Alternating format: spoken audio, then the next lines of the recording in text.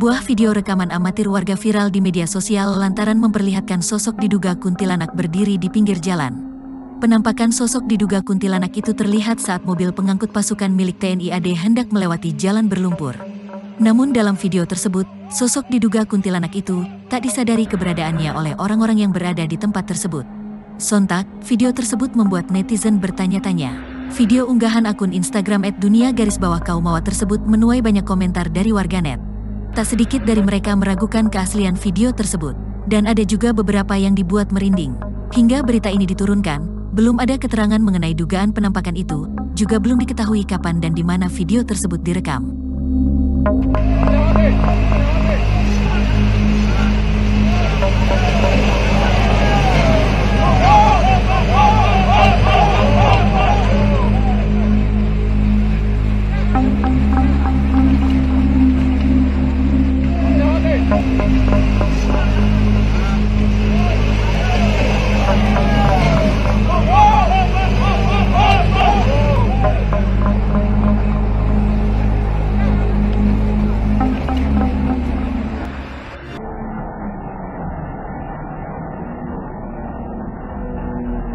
Terima kasih sudah nonton.